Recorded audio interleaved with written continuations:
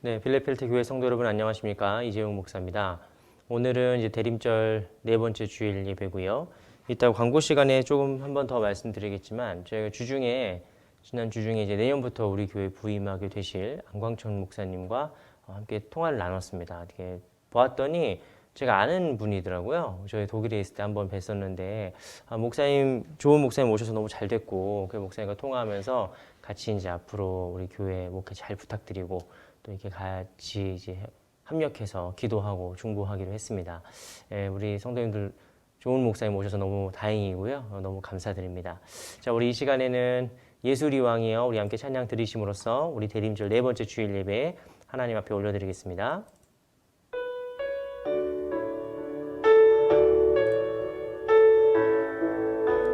예수리 왕이여 예수리 왕이여 이곳에 오소서 보좌로 주여 임하사 찬양을 받아 주소서 주님을 찬양하오니 주님을 경배하오니 왕이신 예수여 오셔서 좌정하사 다스리소서. 우리 한 번 더 예수리 왕이요 예수리 왕이여 이곳에 오소서 보좌로 주여 임하사 찬양을 받아 주소서 주님을 찬양하오니 주님을 경배하오니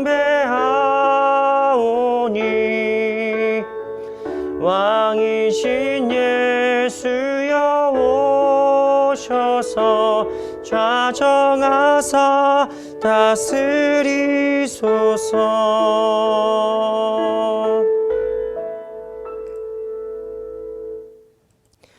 여호와는 나의 빛이요 나의 구원이시니 내가 누구를 두려워하리요. 여호와는 내 생명의 능력이시니 내가 누구를 무서워하리요. 하나님은 영이시니 예배하는 자가 영과 진리로 하나님께 예배할지니라. 아멘.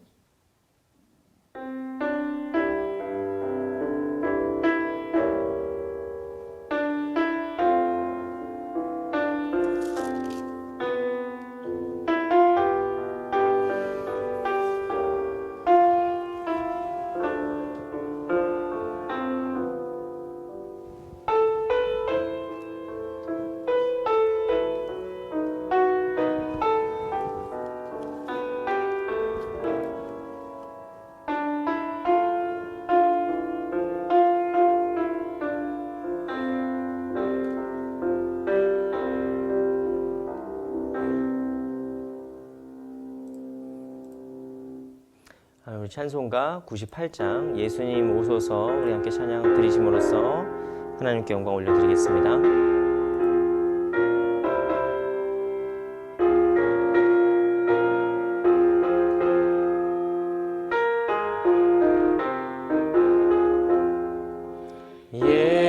예수님 오셔서 임마누엘 우리 주 이곳에 오셔서 기도 들어주소서. 능하신 주께서 크신 일을 행하사 간구하는 우리의 기도를 들어주소서. 예수님 오소서. 임마누엘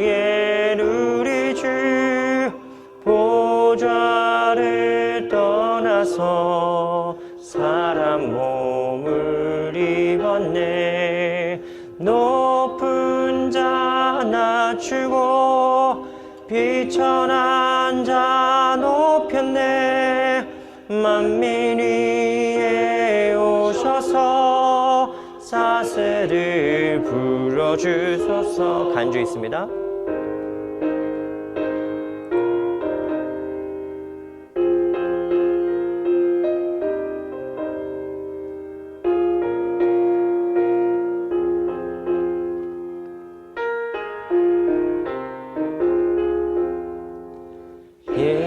예수님 오소서. 임마누엘 우리 주. 죄악된 세상에 속죄주로 오셨네. 줄인 자 먹이며 병든 자를 고쳤네. 천하 만민 돌보사 빛의 길 가게 하소서.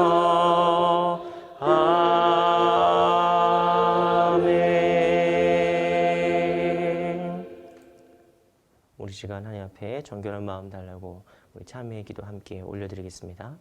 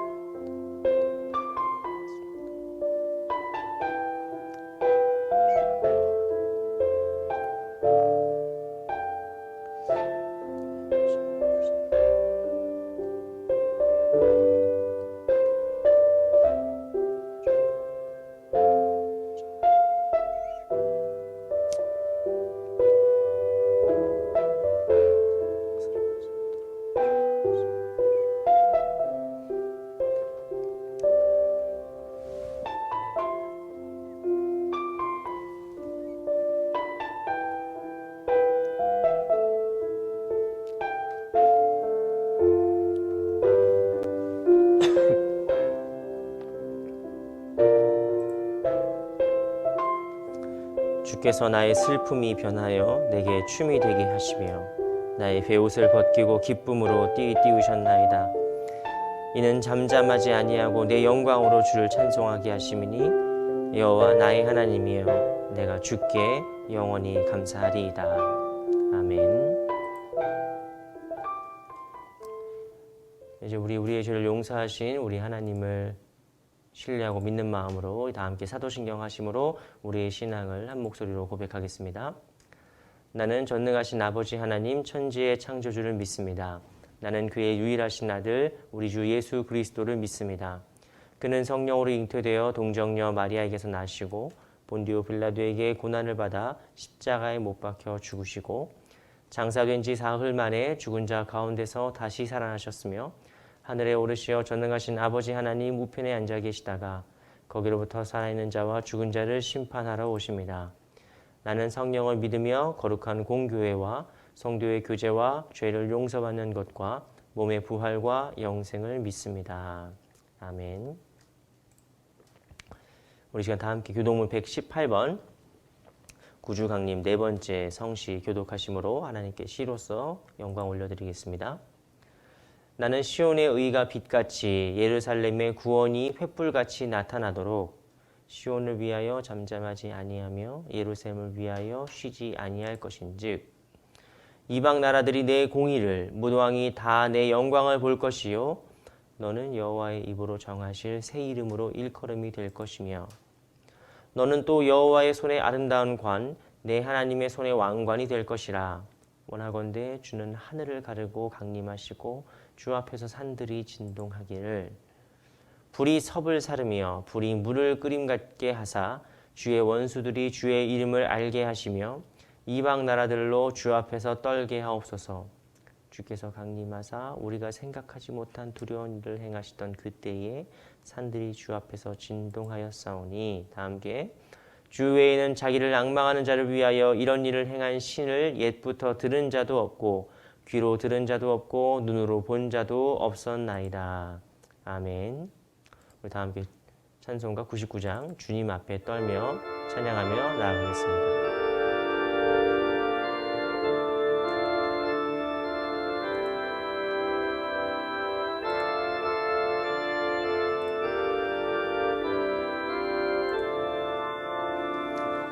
주님 앞에 떨며 서서 세상 생각 버리고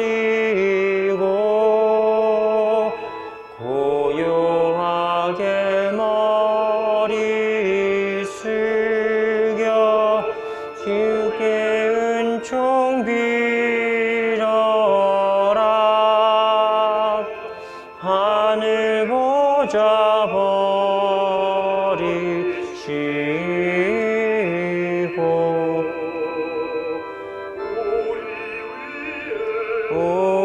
오신 주 왕의 왕이 되신 주님 이 세상에 오셔서 사람 몸에 나시어서 우리 주가 되셨네. 하늘 양식 넘치도록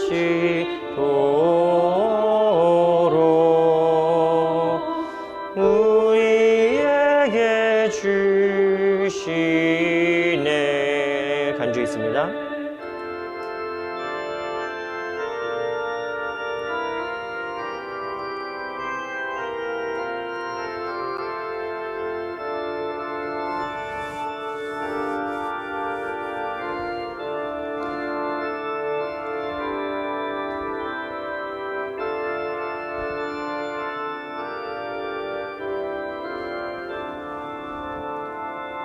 하늘 천사 무리시여 행진하며 나가니 영광스런 하늘나라 참된 빛이 퍼지네. 마귀 권세 물러가고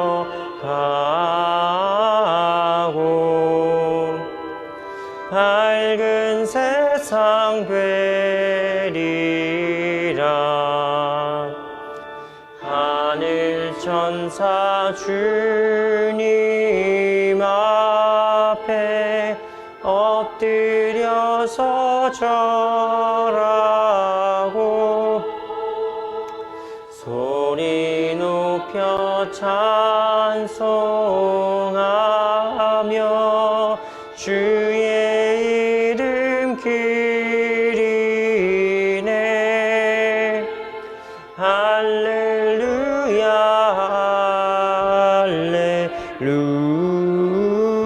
할렐루야 주께 찬양합니다.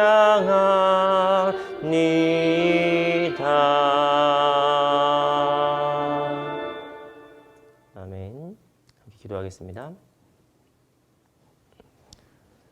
주님, 날이 추워지고 있습니다. 하나님, 우리가 간절히 바라는 것은 지금 이렇게 추위와 같이 힘든 고난이 계속되는 가운데 우리를 입히시고 우리를 먹이시고 우리를 따뜻하게 맞아주시는 그 주님의 품을 무엇보다도 기다립니다. 하나님, 이 대림절 우리가 주님의 오심과 나타나심을 기다리며 기대하는 절기입니다. 이 절기 마지막 주일 예배인데 하나님, 이 예배 하나님께 올려드릴 때에 우리 마음이 우리 영혼의 따뜻한 고향, 우리 마음에 거할 곳, 그곳을 발견하고 주님 안에서 그곳에서 참 평안을 얻고 누리는 오늘 주일이 될 수 있도록 인도하여 주옵소서. 하나님, 오미크론 바이러스가 이제 독일과 한국 여러 전 세계에 급속도로 퍼지고 있습니다.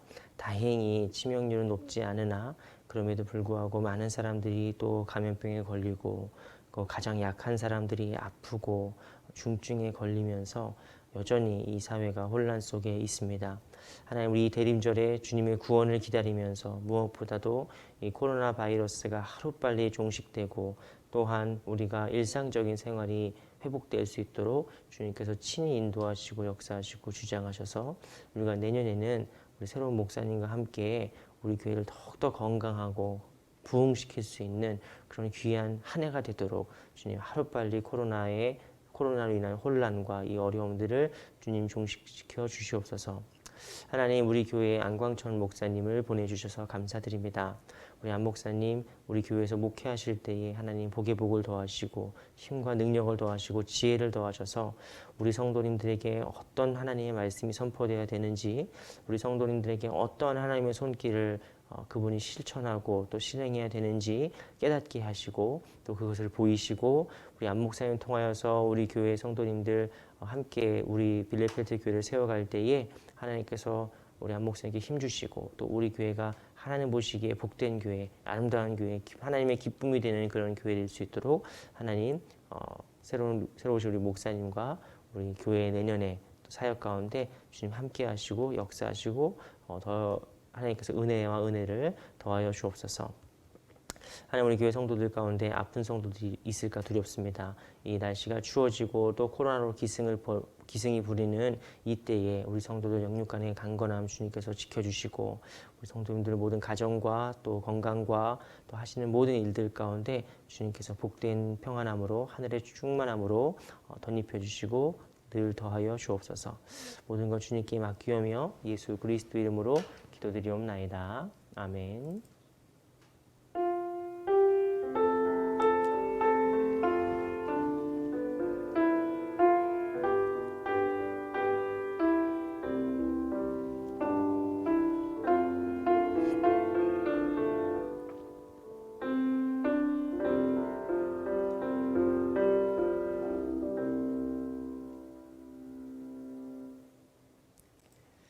네, 오늘 하나님께서 우리에게 주신 말씀은 구약성경 예레미야 23장 1절부터 8절까지 말씀입니다. 구약성경 예레미야 23장 1절부터 8절까지 말씀입니다. 이 계시의 말씀 우리 함께 천천히 봉독할 때에 살아계신 하나님께서 오늘 우리에게 은혜 주시기를 원합니다. 여호와의 말씀이니라. 내 목장의 양떼를 멸하며 흩어지게 하는 목자에게 화 있으리라. 그러므로 이스라엘의 하나님 여호와께서 내 백성을 기르는 목자에게 이와 같이 말씀하시니라. 너희가 내 양을 흩으며 그것을 몰아내고 돌보지 아니하였도다. 보라, 내가 너희의 악행 때문에 너희에게 보응하리라. 여호와의 말씀이니라. 내가 내 양떼에 남은 것을 그 몰려갔던 모든 지방에서 모아 다시 그 우리로 돌아오게 하리니 그들의 생육이 번성할 것이며 내가 그들을 기르는 목자들을 그들 위에 세우리니 그들이 다시는 두려워하거나 놀라거나 잃어버리지 아니하리라. 여호와의 말씀이니라. 여호와의 말씀이니라. 보라, 때가 이르리니 내가 다윗에게 한 의로운 가지를 일으킬 것이라. 그가 왕이 되어 지혜롭게 다스리며 세상에서 정의와 공의를 행할 것이며 그의 날에 유다는 구원을 받겠고 이스라엘은 평안히 살 것이며 그의 이름은 여호와 우리의 공이라 일컬음을 받으리라. 그러므로 여호와의 말씀이니라. 보라, 날이 이르리니 그들이 다시는 이스라엘 자손을 애굽 땅에서 인도하여 내신 여호와의 사심으로 맹세하지 아니하고 이스라엘 집 자손을 북쪽 땅 그 모든 쫓겨났던 나라에서 인도하여 내신 여호와의 사심으로 맹세할 것이며 그들이 자기 땅에 살리라 하시니라. 아멘. 아이고, 설교 제목을 안 바꿨네요. 이거 지난주 설교 제목입니다. 네. 오늘 설교 제목은 이거 안 바꿨네요. 이거 지금 제가 수정을 못해요. 이 프로그램이 제가 PPT를 여기서 수정할 수 있는 게 아니기 때문에 안타깝습니다. 죄송합니다. 오늘 설교 제목은 이게 아니고 여호와 우리의 공의라는 제목입니다. 우리 혹시 같이 계신 곳에서 한번 오늘 말씀 제목을 다시 한번 이렇게 읽어보겠습니다. 따라해 보겠습니다. 여호와 우리의 공의라는 제목입니다. 네. 오늘 예배는 대림절의 마지막 주일 예배입니다. 대림절이 어떤 절기입니까? 주님의 오심과 나타내심, 성탄절과 주현절에 완성되는 주님을 기다리는 절기입니다. 우리가 이 대림절에 우리가 기다리는 것은 우리를 위해서 오셨던 그 주님을 기다리면서 또 우리에게 나타나실 그 주님을 기다리는 절기인데, 우리는 이 대림절에 하나님께서 우리를 왜 오십니까? 주님께서 왜 오십니까? 구원하러 오십니다. 우리를 구원하시러 오시기 때문에 우리가 기다리는 것은 바로 하나님의 구원이죠. 우리는 기다리지만 이미 답을 알고 기다립니다. 답정너, 답은 이미 정해져 있습니다. 어떤 답입니까? 하나님께서 우리를 구원하실 것이다 라는 그 믿음이 우리에게 있습니다. 그래서 이 기다림은 결코 막연하거나 지치거나 힘든 기다림이 아니라 우리가 오히려 하나님의 약속을 믿고 하나님의 구원을 믿고 기다리기 때문에 더욱더 능동적이고 적극적으로 기다릴 수 있는 것입니다. 오늘 우리가 구약성경, 우리가 이 대림절에 첫 번째 대림절 주일은 사도행전 마무리였기 때문에 조금 그랬지만, 이 두 번째부터 세 번째, 네 번째, 오늘 이 마지막 대림절까지 구약 말씀을 통해서 하나님께서 우리에게 어떻게 기다리라고 하시는지, 그 기다림의 자세에 대해서 우리가 함께 말씀을 살펴보고 있습니다. 오늘 말씀은 조금 우리가 길게 읽었는데, 최근에 계속 한 절씩만 읽어서 좀 길게 말씀을 읽었는데, 오늘 말씀을 좀 잘 이해하기 위해서는 좀 그 전부터 좀 봐야 됩니다. 그 전부터 말씀을 보야 되는데, 이게 오늘 PPT가 조금 문제가 있었습니다. 죄송합니다. 여러분 가지고 계신 성경책 21장, 예레미야 21장 말씀 보시면은 1절과 2절에서 남유다의 왕 시드기야가 예언자 예레미야에게 이렇게 신하들을 보내면서 부탁하는 장면이 나옵니다. 예레미야 21장 2절 말씀 보시면 이렇게 써 있습니다. 그러니까 시드기야가 이제 예레미야한테 부탁을 하는 겁니다. 바벨론의 느부갓네살 왕이 우리를 치니 청컨대 너는 우리를 위하여 여호와께 간구하라. 여호와께서 혹시 그의 모든 기적으로 우리를 도와 행하시면 그가 우리를 떠나리라 하니. 그러니까 왕이 지금 예언자 예레미야에게 가서 이렇게 기도를 부탁하는 겁니다. 예레미야야, 네가 지금 이 나라를 위해서 좀 기도를 해봐라. 이 나라가 지금 풍전등화의 위기에 있다. 국군이 지금 막 쇠퇴하고 있고 지금 바벨론이 막 쳐들어오면 우리나라는 망할 수밖에 없다. 그러니까 네가 하나님께 간구해서 혹시라도 하나님께서 기적적인 방법으로 우리를 구원해 주시기를 네가 좀 기도를 해라 라고 부탁을 합니다. 이렇게 부탁하는 이유는 지금 그때 당시에 정세가 얼마나 위험했는지를 우리에게 엿보여주는 장면인데, 사실 시드기야는 바벨론에 의해서 허수아비 같이 세워진 왕이었습니다. 바벨론에 의해서 열왕기하 말씀 24장 17절 말씀 보시면 바벨론 왕이, 그러니까 느부갓네살이 여호와긴의 숙부 맏다디아를 대신하여 왕으로 삼고 그의 이름을 고쳐 시드기야라 하였더라 라고 기록되어 있습니다. 그러니까 시드기야는 원래 왕이 아니었는데 여호야김이라는 왕이 악한 왕이었는데, 이 왕이 이집트와 동맹을 맺고 이제 바벨론에 대항하다가 결국 바벨론의 군대가 예루살렘을 점령하게 되고 이제 여호야김 왕을 죽이고 그의 아들인 여호와긴을, 왕이죠, 왕 세자 석 달을 통치했기 때문에 왕이라고 하기 좀 그렇지만 어쨌든 여호야긴을 이제 데리고 갑니다. 포로로 데리고 갑니다. 그래서 이 남유다 왕국에 자기의 말을 잘 들을 법한 허수아비 왕을 이제 세우고 가는 거죠. 느부갓네살 왕이. 그래서 그때 이제 선택된 자가 바로 여호야김 왕의 동생이겠죠. 동생인 맏다디아. 이 사람이 바로 시드기야입니다. 시드기야라는 사람을 왕으로, 허수아비 왕으로 세우고 이제 바벨론은 포로들을, 나라의 엘리트들을 모아서 이제 포로로 끌고 가버리죠. 이 시드기야라는 이름을 바벨론 왕이 지어준 이름인지 아니면 이제 왕위에 올라왔기 때문에 이제 이름을 그렇게 이제 왕명으로 바꾼 건지는 알 수는 없습니다. 알 수는 없지만 시드기야라는 이름 자체는 정말 멋있는 이름이에요. 시드기야라는 이름은 여호와는 나의 의라는 뜻입니다. 하나님이 나의 의이시다라는 뜻이고, 사실 시드기야는 남유다의 마지막 왕이긴 한데 폭군이었던 여호야김과는 대조적으로 어떤 의미에서는 되게 좀 불쌍한 왕이에요. 왜냐하면 단순히 허수아비로 세워졌기 때문이 아니라 이 예레미야랄지 다른 내용들을 보면은 시드기야 왕이 되게 인간적인 모습인 것을 우리가 발견할 수 있습니다. 조금 온순하고 사람이 왕인데 좀 온순하고 좀 착한 성품인 것으로 보입니다. 그래서 심지어 예레미야는 그 왕에게 막 직언하고 듣기 싫은 말들도 하고 하지만 시드기야가 예레미야한테 가서 또 이제 조언을 구하고 기도를 부탁하고 하는 모습을 보면은 시드기야가 결코 나쁜 사람은 아니었다라는 걸 우리가 알 수 있습니다. 하지만 그는 나약한 사람이었습니다. 시드기야는 이 남유다의 마지막 왕으로 이제 나라를 잘 다스리기에 너무 유약했고 또 마음이 쉽게 흔들리고 귀가 얇은 사람이었습니다. 그래서 여기서 이 말하면 그런가? 여기서 이 말하면 그런가? 뭐 이렇게 흔들리는 사람이었던 거죠. 저랑 비슷한 사람이죠. 아마도 태평성대였다면 시드기야 같은 사람은 훌륭하지는 않아도 그래도 좋은 왕이었을 것입니다. 그래도 이거보다는 좀 나은 왕이었을 것인데 문제는 때가 난세였던 겁니다. 때가 난세였고 나라의 운명이 지금 풍전등화와 같이 막 흔들리는 그런 상황이었습니다. 남유다는 이미 느부갓네살 왕의 침공으로 한 차례 무너졌고 나라를 이끌어야 되는 제목들, 엘리트들, 귀족들, 왕족들 거기에 에스겔도 있습니다. 뭐 다니엘과 셋치고는 그 전이었을 거라고 보통 얘기를 하는데 어쨌든 나라를 이끌어갈 모든 훌륭한 사람들이 다 빼앗겨버린, 다 포로로 끌려가버린 뭐 그런 시대의 왕이 돼버린 것이죠. 이렇게 우수한 인재들이 모두 다 포로로 끌려가자 남유다가 어떻게 됐겠습니까?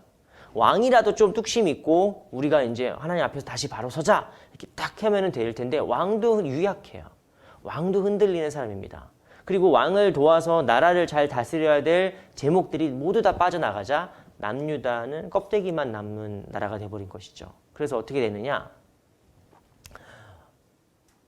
나라를 바르게 이끌 학자들과 지도자들과 귀족들과 장군들이 모두 빠져나간 그 빈자리에 누가 들어가느냐? 바로 새로운 부류의 사람들이 여론을 힘입고 새로운 정치 세력으로 등장하게 됩니다.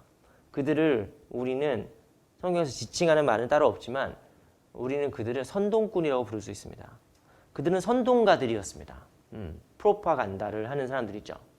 그들은 한 국가를 향한 비전이나 우리가 어떻게 살아야 될 것인지에 대한 백성들을 어디로 이끌어야 될지에 대한 정확한 정치적인 신념이나 소신이나 아니면은 하다못해 하나님 앞에 바로 살아야지라고 하는 신앙의 마음 자세도 돼 있지 않았습니다. 그들은 단순히 여론을 조성해서 그것도 어떤 여론이냐면 아주 근시안적인 민족주의, 값싼 민족주의를 조성해서 이것으로 사람들을 선동하고 다니기 시작했습니다. 우리가 바벨론한테 무릎 꿇는 민족이냐? 우리는 하나님의 선민들이고 하나님 백성들이고 하나님께서 다윗 왕조를 영원히 세우겠다 말씀하셨다. 이러면서 막 사람들을 민족주의적으로 이렇게 요즘 말로 하면 국뽕에 취한다고 하죠. 국뽕에 취하게끔 막 여론을 몰아갔습니다. 그러니까 이런 사람들이 힘을 얻기 시작하자 나약하고 유약하고 귀가 얇은 왕이었던 시드기야도 그런 메시지에 그런 여론에 둥둥둥 동조되기 시작하는 겁니다. 그래서 시드기야가 어떤 사람입니까? 바벨론에 의해서 왕으로 세워진 사람입니다. 그런데 이 시드기야가 여론에 의해서 붕붕붕 끌려가더니 나중에 어떻게 됐느냐? 이집트를 중심으로 하는 반바벨론 연맹에 가입을 하게 됩니다. 시드기야는 바벨론 왕이 세워준 왕인데 여론에 떠밀려 가다 보니까 이제 이집트의 당시 파라오였던 프사메티쿠스 2세도 이제 이 남유다의 상황을 보니까 이거 괜찮은 호구가 하나 들어온 거죠. 그러니까 서신을 보내서 이집트의 왕이 우리 같이 동맹을 맺자. 바벨론 쟤네들 아직 신진 세력이고 우리 전통의 강호인 이집트가 있고 여기에 지금 막 에돔, 모압, 암몬, 페니키아 막 이런 국가들이 다 같이 힘을 합치기로 했다. 너만 들어오면 된다. 이렇게 막 꼬시니까 이 시드기야 왕이 그런가 해서 자기 주제도 모르고 이제 반바벨론 동맹에 참가를 해버리는 겁니다. 그래서 BC 588년에 바벨론 느부갓네살 왕이 이 시드기야 이놈은 안 되겠다 해서 이 반역을 처단하기 위해서 예루살렘으로 진격을 하는 것이죠. 그래서 이제 결국에는 2년 뒤에 예루살렘이 2년 동안 포위를 당하고 이제 말라 죽습니다. 말라 죽어요. 어쨌든 그러니까 지금 그런 때입니다. 그런 때. 시드기야는 사람들의 요구와 요청에 따라서 이렇게 막 떠밀려 가다가 이 포퓰리즘으로 따라가다가 결국에는 반바벨론 연맹에 가입을 하게 됐고 나라는 이 나라를 잘 이끌 만한 제목들과 기둥 같은 사람들이 학자들과 지도자들과 장군들과 군인들이 모두 다 빠져나가 버렸고 그러니까 선동가들이 막 정치적인 힘을 가지고 이제 왕을 조종하는 겁니다. 이런 때에 지금 막 바벨론의 왕이 쳐들어온다고 하니까 또 시드기야, 이 나약한 시드기야 왕이 마음이 물처럼 녹아내린 거죠. 그러니까 예레미야에게 사람을 보내서 이렇게 기도를 부탁하는 겁니다. 내가 잘못했지만, 나의 정치적인 실수와 착오가 있었지만, 지금 막 바벨론이 저렇게 막 성난 소떼처럼 막 달려오는데 어떻게 해야 되냐라고 하나님한테 도와달라고 하는 겁니다. 여러분, 하나님이 도와주실까요? 안 주실까요? 여러분이 목사인 저에게 와서 목사님 기도 좀 부탁해요. 기도 좀 부탁드려요. 제가 이런 잘못을 해서 지금 이런 막 큰일이 당하게 생겼는데 좀 이 일은 좀 피해가게 좀 기도해 주세요. 기도 부탁드려요. 라고 하면은 저는 어떻게 얘기할까요? 저 같으면 예 하고 말 것 같아요. 근데 예레미야는 보통 사람이 아닙니다. 저 같으면 그냥 예, 이제 기도하겠습니다 라고 하면서 뭐 기도를 안 한다 할지 뭐 그러겠지만 예레미야는 어떤 사람입니까? 안 한다고 해요. 기도할 필요 없다. 왜? 하나님께서 바벨론을 통해서 남유다를 심판하시는 것은 하나님의 뜻이기 때문이에요. 예레미야는 단순히 예의를 차리는 사람이 아니었습니다. 그냥 잘 보이기 위해서 왕과 불편한 관계를 갖지 않기 위해서 그냥 뭐 그러셔야죠 라고 하는 사람이 아니라 하나님의 뜻을 분명하게 얘기한 사람이었습니다. 목에 칼이 들어와도. 시드기야는 하나님께 이 시기에 우리 남유다를 좀 구원해 주세요 라고 기대하고 있었지만 예레미야는 오히려 그 헛된 기대를 내려놓으라 라고 얘기하면서 차라리 살고 싶으면 항복이라도 해라 라고 조언하는 겁니다. 그건 지금 예레미야가 국제 정세를 잘 살펴서 지금 보니까 이집트보다 바벨론이 훨씬 더 강대한 세력인데 뭐 이런 거를 국제 정세를 읽고 왕에게 외교적인 조언을 한 것이 아닙니다. 예레미야가 지금 그런 선동꾼들이 포퓰리즘 하는 사람들이 그 나라의 정권을 휘어잡는 것에 대해서 막 극분을 하면서 화가 나기 때문에 홧김에 하는 얘기도 아닙니다.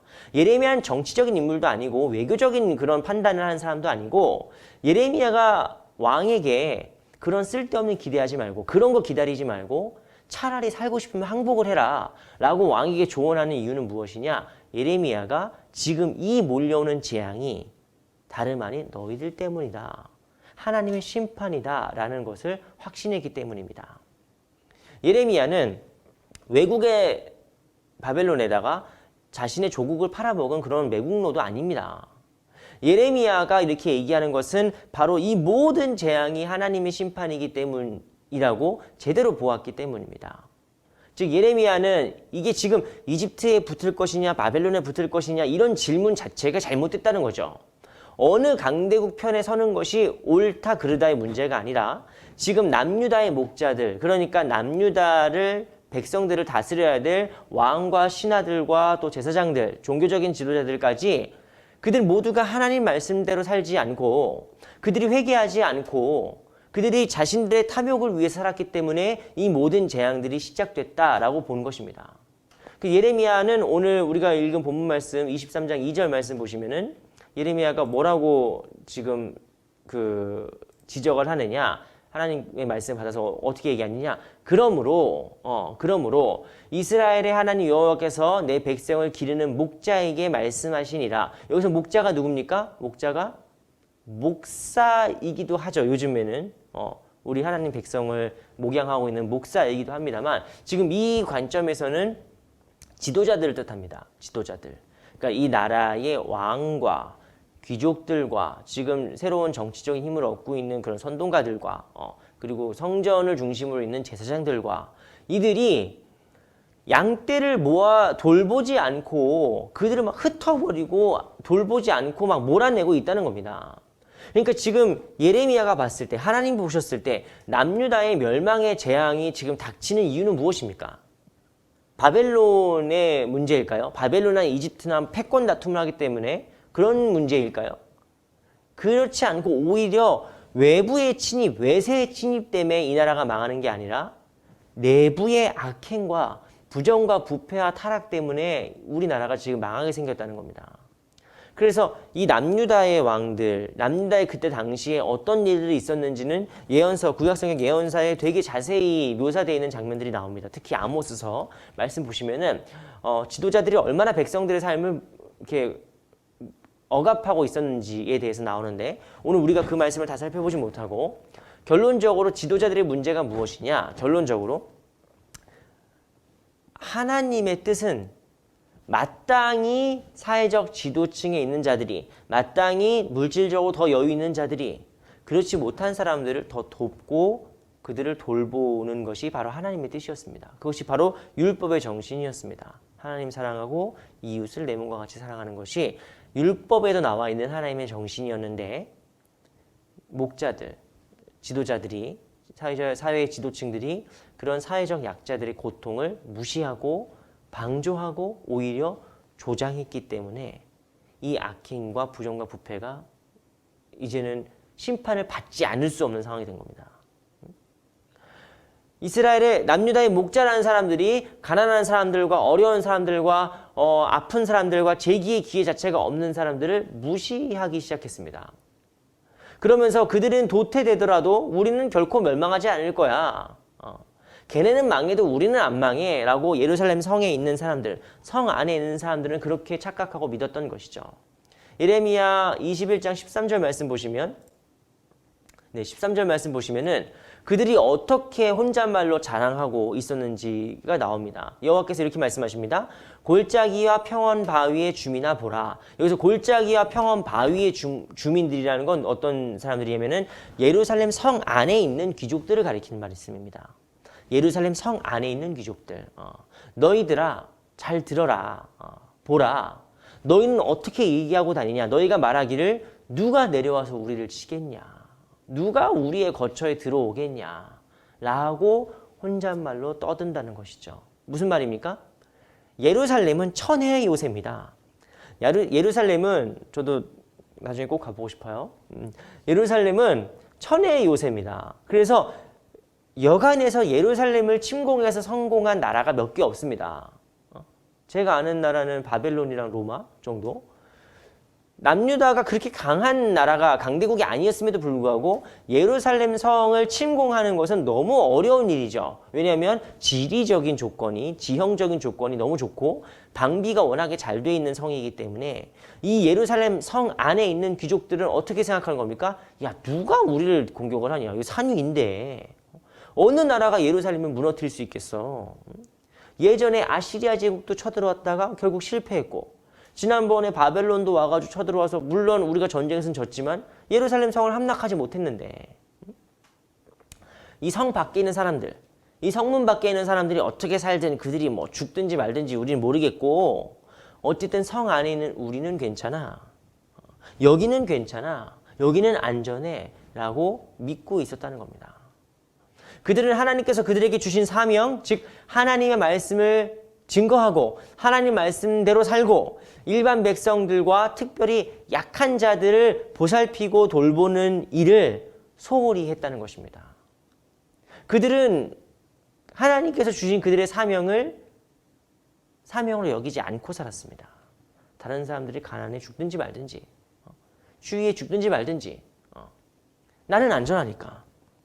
그러면서 그들이 붙든 것은 무엇이냐? 다윗 왕조에게 주어진 하나님의 약속이었습니다. 그것은 하나님께서 다윗의 왕조를 영원히 이어가시겠다 라고 하셨던 그 약속을 붙들면서 그들은 그렇게 믿었습니다. 하나님께서 다윗 왕에게 영원히 왕위를 이어가시겠다고 할 말씀이 무슨 뜻이겠어? 무슨 뜻이겠어? 우리는 안 망한다는 뜻이야. 하나님의 약속은 변하지 않기 때문에 우리는 결코 망하지 않는다는 뜻이야. 그러니까 우리는 괜찮아. 하나님이 우리를 지켜주시겠다고 이미 약속하셨으니까 우린 괜찮아 라고 믿은 겁니다. 그들은 하나님의 약속을 입맛대로 바꾸어 가면서 믿은 겁니다. 그들의 이러한 신앙적인 태도, 그들의 이러한 삶의 자세가 이 시드기야라는 이름 자체에 너무 잘 상징처럼 드러나 있는 겁니다. 시드기야가 어떤 이름이라고 했습니까? 어떤 이름의 뜻이라고 말씀드렸습니까? 여호와는 나의 의라는 뜻입니다. 너무 좋은 이름이죠. 너무 좋은 뜻이죠. 하나님을 나의 의로 알고 하나님 뜻대로 의롭게 살아간다는 게 얼마나 좋은 뜻입니까? 그런데 시드기야를 비롯한 이 이스라엘의 목자들, 남유다의 지도층들은 어떻게 믿었느냐? 하나님의 의를 자신의 이기심으로 포장해버렸습니다. 자신의 이기심을 하나님의 의로 포장해버린 거죠. 하나님이 나의 의이시다. 하나님이 나의 도움이시다. 그러니까 나중에 어떻게 되더라도 하나님이 도와주시겠지. 왜? 하나님이 나의 의이니까. 내가 평생 교회를 다니고 평생 내가 헌금도 많이 내고 내가 이렇게까지 봉사도 많이 했는데 에이 하나님이 나의 의이시니까 하나님이 나를 도와주시겠지. 그들은 성문 밖에 있는 사람들, 일반 백성들, 특히 약한 사람들이 어떻게 되든지 말든지 관심이 없습니다. 왜? 하나님이 나의 의이시니까, 하나님은 나의 구원자시니까 나는 구원해 주시겠지 라고 하면서 그들의 불의를, 그들의 실수를, 그들의 죄를 정당화한 것입니다. 이스라엘 남유다에 재앙이 닥치는 이유가 무엇입니까? 그들은 함께 살고 싶어 하지 않았습니다. 그들은 모두와 같이 가려고 하지 않았고 오로지 자신의 이기적인 욕심에 따라 살았고 욕망에 따라 살았고 하나님 말씀은 그저 나의 의, 나를 포장하는 포장지 정도밖에 되지 않았던 것입니다. 예레미야는 이제 이 목자들, 이스라엘과 남유다의 지도자들을 향해서 끊임없이 하나님 말씀 선포했지만 듣지 않습니다. 결국에. 정치인들과 사회의 지도층들이 정신을 바로 차리고 나라를 좀 제대로 운영하고 특별히 지금 사회적으로 소외된 자들, 약한 자들을 회복시키고 돌보고 그들을 다시 재기할 수 있게 기회를 줘야 나라가 전체적으로 튼튼해질 텐데 지금 남유다는 너무 멀리 와버린 거예요. 사람을 막 헌신짝처럼 버리고 진짜 신발값으로 사람을 사고 파는 그런 일들이 남유다에 있었단 말입니다. 그러니까 자기의 의를 쫓기만 하고 자기의 의만 세울 줄 알고 사회의 공의와 사회의 정의를 세운 이는 무시했다는 것입니다. 그런 남유다에게 재앙과 심판은 이제 불가피하다. 피할 수가 없다. 라고 하는 것이 예레미야의 오늘 우리가 읽은 말씀 1절부터 2절까지 말씀의 내용입니다. 그런데 우리 하나님께서는 심판 중에도 긍휼을 잊지 않으시는 분이십니다. 심판 중에도 구원을 잊지 않으시는 분이십니다. 그래서 하나님께서 그러므로 2절 말씀 보시면 하나님께서 그러므로 라고 말씀하시는데 여기서 그러므로는 너희들이 그렇게 하지 않으니까 내가 너희들이 그렇게 하나님 말씀대로 살지 않으니까 그러므로 너희를 버리겠다? 그게 아니라 그러므로 이제 내가 새로운 일을 하겠다. 내가 직접 하겠다. 너희들한테 맡겼더니 너무 안 하니까 내가 직접 하겠다라는 뜻입니다. 그래서 3절 말씀 어떻게 시작되느냐? 하나님께서 흩어진 양들을 다시 모으겠다고 말씀하십니다. 여기서 흩어진 양떼가 누구냐? 바로 이미 포로로 끌려간 백성들입니다. 이미 포로로 끌려간 백성들, 와해된 이스라엘 그 지파들입니다. 그들을 다시 끌어모아서 다시 데리고 와서 하나님께서 구원의 나라를 다시 세우시겠다라고 말씀하십니다. 그들은 흩어져 있습니다. 지금 흩어져서 모진 박해를 받고 있습니다. 특별히 바벨론 포로로 끌려간 자들은 강제 부역과 노역에 끌려다니기도 했고 종이 되기도 했고 열악한 거주 환경 속에서 병에 걸린 채 살기도 했습니다. 목자들의 무능 때문에 사회의 지도층들, 정치의 지도층들, 경제적으로 부유한 사람들의 무능과 부패 때문에 흩어져 버린 양떼들이 너무 많습니다. 그들의 운명이 너무 비참한 것이죠. 그런데 하나님께서는 이제 직접 목자를 세워서 그 목자를 통해서 양떼를 잘 인도하겠다. 다시 불러 모을 것이고 이제 다시는 잃어버리거나 두려워하는 일이 없도록 하겠다라고 말씀하십니다. 그래서 그 목자가 누구냐? 그 목자가 누구냐? 5절 말씀에 그 목자가 누군지 나옵니다. 여호와의 말씀이니라 보라 때가 이르리니 그때가 올 것인데 누구냐? 다윗에게서 난 한 의로운 가지입니다. 한 의로운 가지. 여기서 다윗에게 나타나는 건 뭔 뜻이겠습니까? 다윗의 왕족에서 태어나는, 다윗의 왕족에서 나오는 새로운 왕인데, 이 가지라는 말은 사실 싹으로 번역되는 게 더 좋습니다. 그러니까 새싹을, 다윗의 왕조로부터 새싹을 이제 튀어낼 것이다, 하나님께서. 새로운 왕이 바로 메시아입니다. 근데 이 메시아가 어떤 일을 하느냐? 어떻게 써 있습니까? 그가 왕이 되어 지혜롭게 다스린다, 다스릴 것이다. 여기서 지혜롭게라고 써 있지만 그건 뭐 되게 머리가 좋은 사람인 것처럼 우리가 생각될 수 있지만 사실 독일말 성경에서는 der wohl regieren 이라고 써 있습니다. der wohl regieren. 아주 그냥 편안하게 오늘날 치면 복지가 잘 돼 있게 다스릴 것이다 라는 것이죠. 복지가 잘 돼 있게 다스린다. 뭔 뜻입니까? 복지가 뭔 뜻입니까? 사회복지가. 혼자 힘으로 일어날 수 없는 자들을 같이 일으켜주는 게 복지입니다. 독일이 사회복지가 잘 돼 있는 나라다라는 건 뭔 뜻이죠? 독일이 사회복지가 잘 돼 있는 나라다? 독일에서는 실패한 사람, 아니면 장애인이나 뭐 그런 사람들이 많죠, 독일도. 그런데 한국보다 더 일어나기 쉬운 사회죠. 그들이. 한국이 아직도 이렇게 잘 살고 대기업도 많고 세계적인 그런 이제 반열에 올라갔지만 여전히 좀 아쉬운 건 이 사회적 복지가 레기흐렌 사회적인 복지가 아직까지 사회 전체에 이렇게 녹아내리지는 못한 것 같아요. 그 제도가 따로 놀고 뭐 정책이 따로 놀고 예산은 또 따로 놀고 뭐 이런 일들이 아직 있죠. 한국은. 그래서 새로운 왕이 메시아가 다윗에게서 나온 의로운 싹, 의로운 왕, 의로운 왕이라는 뜻이에요. 여기서 여러분 오늘 의라는 말이 계속 반복되는 걸 주목하셔야 됩니다. 시드기야라는 사람은 어떤 사람이었죠? 여호와는 나의 의, 자기 혼자 의로운 사람. 내가 열심히 하는데 자기만 의로운 사람이 시드기야라면 새로 오실 왕은 어떤 왕입니까? 하나님의 새로운 의로운 싹이신데 이분이 어떻게 나라를 다스리시냐? 레기흐렌 평안하게 잘 복지 있게 복지가 이렇게 충만하도록 잘 다스리신다는 겁니다. 그리고 어떻게 다스리세요? 이 세상을 의롭게 정의 사적인 의의가 아니라 시드기야처럼 내가 나라는 잘못 다스렸지만 하나님께서 좀 도와주시기를 구하는 사적인 의의로서 믿는 게 아니라 정의롭게 공의롭게 이 세상을 다스리실 것이다 라고 기록되어 있습니다.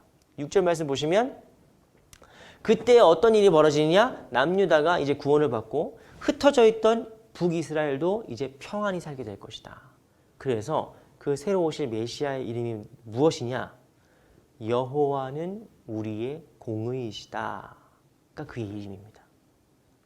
그러니까 우리가 지난주에 우리가 오늘 설교 제목 잘못 나왔지만 예수님의 이름이 뭐예요? 임마누엘이라 하리라. 한 아이를 우리에게 주실 것인데 처녀가 잉태하여 아들을 낳으리니 그 이름을 임마누엘이라 하리라. 하나님께서 우리와 함께 하신다를 나타내는 게 바로 예수님의 그 메시아의 이름입니다. 그런데 오늘 이 예레미야를 통해서 계시되는 메시아의 또 다른 이름은 무엇이냐? 여호와는 우리의 공의이시다는 겁니다. 여러분 다시 시드기야의 이름으로 돌아갑니다. 시드기야는 어떤 이름이었습니까? 여호와는 나의 공의라는 뜻입니다. 하나님은 나 좀 살려주세요. 나만 잘 되는 신앙, 사적인 신앙인 것이죠. 그런데 메시아, 새로 오실 다윗의 의로운 새싹의 이름은 무엇이냐? 여호와는 우리의 공의. 그 히브리어로 아도나이 칫케누라고 합니다. 시드기야는 치드기야후인데 원래는 치드기야후 맞아요. 여호와는 나의 공의라는 게 시드기야의 사적 신앙, 사적인 그냥 믿음이었다면 새로 오실 메시아의 이름은 우리의 공의, 시드케누, 끝자가 다르지만 우리의 공의가 됩니다. 임마누엘 할 때 그 우리라는 그 복수형이란 말이죠. 새로 오실 메시아는 나 혼자, 왕 혼자, 성 안에 있는 사람 우리끼리만 잘 먹고 잘 사는 나라를 만드는 것이 아니라 모든 사람, 남유다 모든 흩어진 양들, 그리고 심지어 이미 망해버린 북이스라엘까지도 평안히 살게 하는 모두의 공의를 다스리시는, 정의롭게 다스리시고 복지가 좋게, 따뜻하게, 좋게 다스리시는 그 새로운 메시아가, 그 왕이 바로 새로 오신 메시아다라는 것입니다. 우리가 오늘 말씀에서 결코 오해하면 안 되는 게, 이 말씀은 마치 메시아가 나타나면 무슨 뭐 그리스 희극 비극처럼 뭐 데우스 엑스 마키나 뭐 해가지고 뭐 신이 뿅 나타나가지고 뿅 해결하고 어려운 문제가 다 해결될 것이다. 메시아가 나타나면 이제 모든 문제가 쫙 해결될 것이다. 뭐 이런 거를 우리한테 기대하라고 하는 게 아닙니다. 우리한테 그런 걸 말씀하시는 게 아니라, 새로 오실 메시아는 어떤 존재냐? 사적인 의의가 아니라 우리 모두의 의, 우리 모두의 공공성, 공동체, 이 모두를 의롭게 하고 이롭게 하시는 분이다는 것이죠. 그게 누구냐? 어떤 분이냐? 바로 예수 그리스도십니다. 왜? 예수님께서는 어떤 분이십니까? 우리를 의롭다 하시기 위하여, 우리를 의롭다, 하나님 앞에서 우리를 의롭다 하시기 위하여 십자가를 지시고 우리를 대신 죽으신 분이십니다. 그래서 예수님께서 왜 우리 모두의 공의이냐? 우리가 신분이 어떻든, 우리가 모습이 어떻든, 우리가 가진 것이 어떻든, 우리의 모든 것들과 관계없이, 우리가 뭐 건강하든 성공했든 못했든 그렇지 않든 그 모든 것과 관계없이 우리가 예수 그리스도를 믿으면 그 예수님을 통해서 우리 모두가 치트케누, 우리 모두가 정의로워지는 거예요. 하나님 앞에서. 의롭다 여기심을 받습니다. 의롭다 여기심을. 그래서 예수 그리스도를 따르는 우리 모두는 예수님이 우리 모두를 의롭게 하셨기 때문에 의로움의 공동체여야 합니다. 교회는 단지 나 혼자 예수 믿고 죽어서 천국 가야지 라는 사적인 신앙으로 묶여들 교회 공동체가 아니라, 우리 모두가 예수님 앞에서 의롭다 하심을 받고 이 땅에 아직도 그 좋은 소식을 알지 못하는 사람들에게 그 소식을 전하고, 하나님의 일, 즉 사회적으로 약하고 넘어지고 소외된 자들에게 우리의 힘을 다하여서 그들을 돕고 섬기는 공동체, 그래서 그들 모두가 다 하나님의 의로운 자녀들이 되게끔 초대하는 공동체가 되어야 됩니다.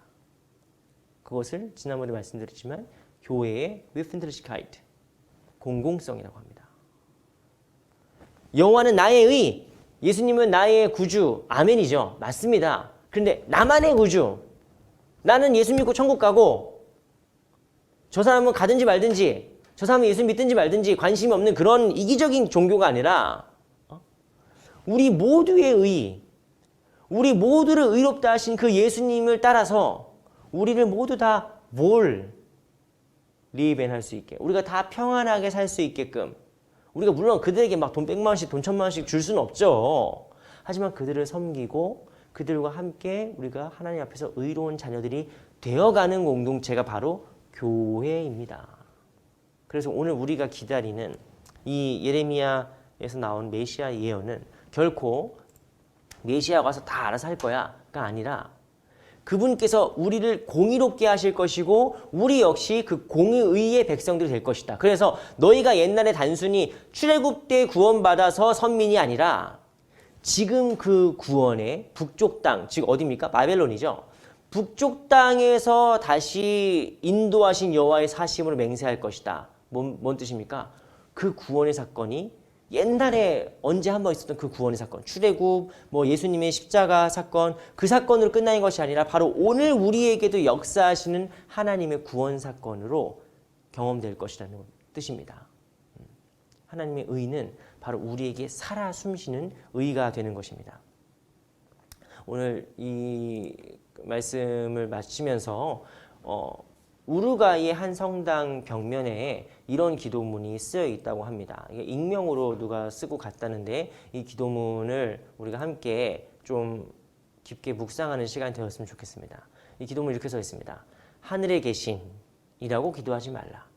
세상 일에만 관심을 두고 있다면 우리라고 말하지 말라. 너 혼자만을 위해 살고 있다면 아버지라고 부르지 말라. 아들, 딸처럼 살고 있지 않다면, 아버지의 이름을 거룩하게 하시며 라고 기도하지 말라. 입술로는 하나님 부르지만 마음은 멀리 있다면, 아버지의 나라가 오게 하시며 라고 기도하지 말라.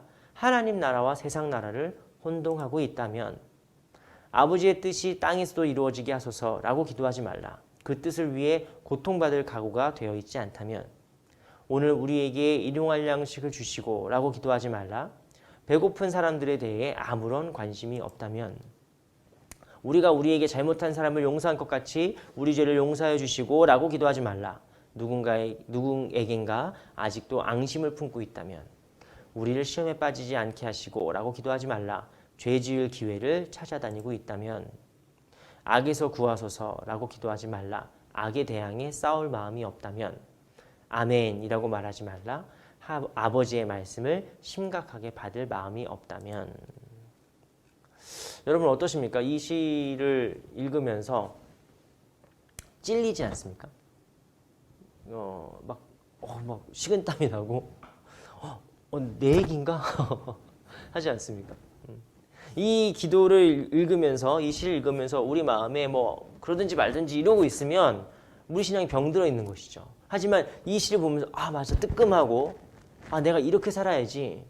그냥 주기도문은 그냥 하늘에 계신 우리 아버지 이름이 그렇게 이렇게 막 주문 외우듯이 하는 것이 아니라, 정말 이 한마디 한마디가 다 우리 모든 사람, 하나님의 아들과 딸답게 살아가는 삶, 이 세상에 아직도 힘들어하고 배고픈 사람들에게 관심을 가지고 그들을 돕기로 하는 그런 의로운 삶으로 우리가 살아갈 마음의 자세가 되어 있지 않으면, 이 주기도문은 너무너무 무서운 기도죠.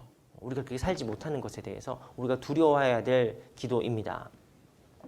사랑하는 우리 빌레필드 교회 성도 여러분, 오늘 우리가 대림절 마지막 주일을 맞이해서 우리가 함께 살펴보고자 하는 것은 예수님은 우리를 의롭다 하시기 위해 죽으신 우리의 메시아이십니다. 우리가 기다리는 것은 하나님의 구원이시고, 하나님의 구원은 단순히 죽어서 천국 간다 이게 아니라 우리를 의롭다 하시는 것입니다. 예수 그리스도를 통해서 우리 모두를 의롭다 하시는 그 칭의의 은혜로 우리가 들어가는 것입니다. 그런데 교회 또한 이 예수님의 의로움의 공동체로서 우리 또한 우리의 마음의 문을 열고 우리의 손을 펴서 이 땅에 아직 그 의로움의 은혜를 받지 못한 자들을 증거하고 그들을 돕는 일은 너무나 당연한 일이고, 이 대림절에 우리가 가져야 될 마음의 자세라고 할 수 있습니다. 네, 그래서 이렇게 우리 모두 다 예수 그리스도의 의로우심을 닮아서 우리 모두 의의 공동체, 의로운 하나님의 교회가 되기를 주님의 이름으로 축원합니다. 그래서 오늘은 우리 그런 마음 가지고 예수 하나님의 공의라는 찬양이 있어요. 이 찬양 우리 함께 한 번만 부르면서 그 주님의 의가 우리 교회와 이 세상 가운데 충만하게 해달라고, 우리 그런 마음으로 우리 함께 결단의 찬양으로 한번 찬양하겠습니다.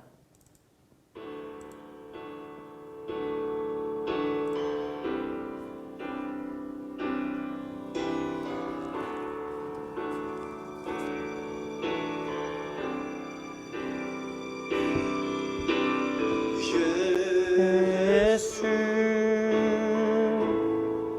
하나님의 공의,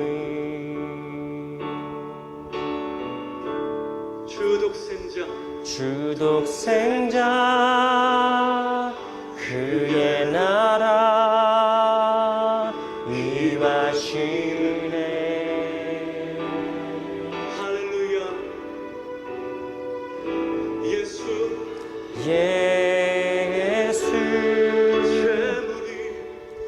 재물이 되신 주,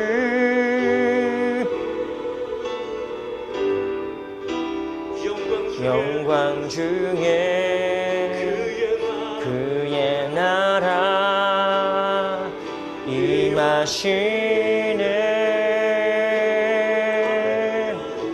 주의 나라 영원하면, 주의 나라 영원하며 그의 영광 무궁하리. 왕의 위엄과 능력 이제 임하였으니 주의 통권과 주의 통치